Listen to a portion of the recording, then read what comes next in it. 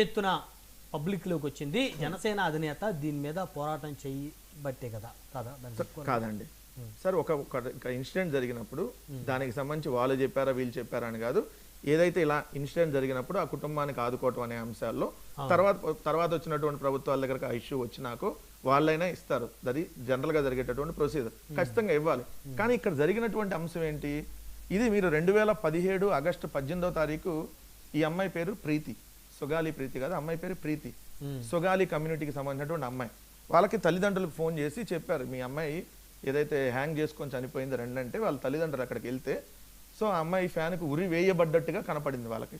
So దానిలో ప్రాథమిక విచారణ అప్పుడు జరిగినప్పుడు ప్రాథమిక విచారణలో ఆగస్టు 20, 2017లో డాక్టర్ శంకర్ అనే అతను అత్యాచారం చేశారు, ఈ అమ్మాయిని అత్యాచారం చేయబడి చంపబడిందని చెప్పి నివేదిక ఇచ్చారు. దాని తర్వాత 2017 ఆగస్టు 21న డాక్టర్ జి బాలేశ్వరి ఆమె కూడా నివేదిక ఇచ్చారు, అత్యాచారం చేసి ఈ అమ్మాయిని చంపబడ్డారని. మరి అది జరిగింది ఎవరి ప్రభుత్వంలో? ఇక్కడ అత్యాచారం జరిగిందన్నప్పుడు ఈ సాక్ష్యాలు కానీ డిఎన్ఏలు కానీ 2017 ఆగస్టులో జరిగినప్పుడు ఆగస్టులో తారుమారు అవుతాయా, 2020లో మేము వచ్చినా తారుమారు అవుతాయా? మీరే చెప్పండి. సింపుల్ లాజిక్ పాయింట్ కదా. అదే అయితే అప్పుడు ఏం చేశారంటే ప్రధాన ప్రతిపక్ష నేతగా ఉన్నటువంటి జగన్మోహన్ రెడ్డి గారు మాట్లాడారు. నో సార్, సుగాలి ప్రీతి ఇష్యూ మాట్లాడారు, జరుగుతున్నటువంటి అన్ని అంశాలు మాట్లాడారు. సో ఈ అంశాలు మాట్లాడకుండా ఎక్కడా లేరు.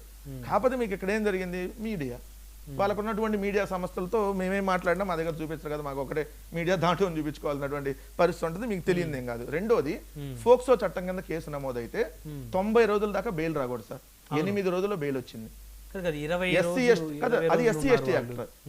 మీరు చెప్పేది ఏంటంటే ఎస్సీ ఎస్టీ యాక్ట్, అది 23 రోజులకు బెయిల్ వచ్చింది. ఫోక్సో చట్టం అయితే 8 రోజులకు బెయిల్ వచ్చింది. ఎట్లొచ్చింది? ఎందుకంటే లాయర్ గారు కూడా అక్కడ ఉన్నారు కాబట్టి, ఎందుకంటే వెంకటేశ్వర ఆల్రెడీ అడ్వకేట్ కాబట్టి. సో మరి ఎట్లా బెయిల్ వచ్చేటట్టుగా చేశారు?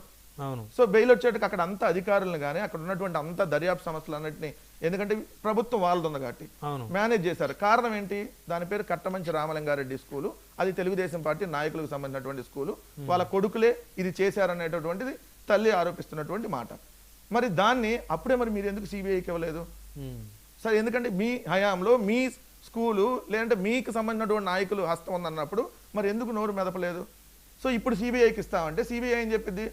మళ్ళీ మీరేం చెబుతారు సార్? సిబిఐ ఆల్రెడీ మేము హైకోర్టుకి ఇచ్చామండి, ఆల్రెడీ హైకోర్టులో ఇచ్చాము, ఆల్రెడీ మా దగ్గర ఇదే పెద్ద ఇంటర్నేషనల్ ఇష్యూ కాదని చెప్పి. మరి దారుణం సార్ సిబిఐ కూడా. ఇది ఇంటర్నేషనల్ ఇష్యూ కాదు, ఇంటర్ స్టేట్ ఇష్యూ కాదు అని చెప్పి సిబిఐ ఇచ్చింది, మళ్ళీ చెబుతుంది కదా అదే. వీళ్ళు ఏమంటారు? సిబిఐకి ఇచ్చారు. సిబిఐ ఏమంటుంది? ఆల్రెడీ మేము ఒకసారి కోర్టులోనే చెప్పామయ్యా, మళ్ళీ మీరు మాకు పంపించేదని అంటది కదా. అంటే ఇది తప్పించుకునేటటువంటి కార్యక్రమే కదా. లేదు, హైకోర్టు సిట్టింగ్ జడ్జితో విచారణకు ఆదేశించమనండి, న్యాయం చేయించమనండి. మేము అదే ప్రభుత్వం ఉన్నప్పుడు ఎందుకు ఈ ఆలోచన రాలేదు? హైకోర్టు సిట్టింగ్ కాదు కదా, తల్లి వాళ్ళ తల్లి ఎవరైతే సుగాలి ప్రీతి తల్లి అడిగారు, సిబిఐ ఎంక్వైరీ కావాలని అడిగారు. జరిపించేవాళ్ళు. సో ఆమె సిబిఐ విచారణ అడిగింది. ఇప్పుడు సిబిఐ విచారణ మీరు ఎందుకు ఎవరని చెప్పి వీళ్ళందరూ నిలదీశారు. సో వాళ్ళ బాధితురాలు ఎవరైతే ఉన్నారో బాధితురాలు తల్లి అడిగిన దాని ప్రకారం మేము సిబిఐకి ఇచ్చాం. సిబిఐ ఇవ్వబట్టే కదా ఇప్పుడు హైకోర్టులో సిబిఐ ఏదైతే మా దగ్గర ఇది ఇవన్నీ పెద్ద ఇష్యూ కాదు, మేము టేకప్ చేసే అంత పెద్ద ఇష్యూ కాదని చెప్పి ఆల్రెడీ ఛార్జ్ షీట్ వేసేసారు దీంట్లో అని చెప్పింది. మరి మేమే కొట్టే కదా సిబిఐకి.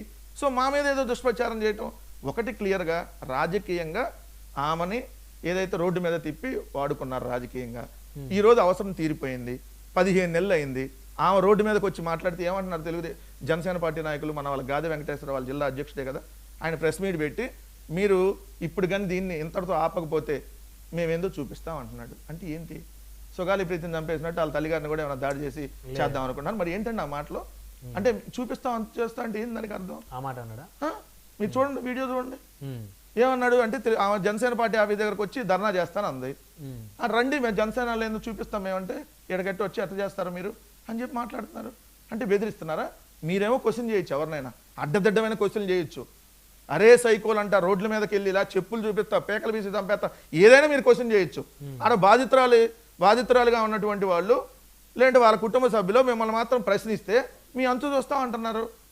ఇంత ఎంత దౌర్భాగ్య స్థితిలో మీరు ఉన్నారనేది ఇక్కడ అర్థం కావట్లేదంటే బెదిరిచ్చేస్తారా? నేను సూటిగా అడుగుతున్నా, మీ చేతులు అధికారం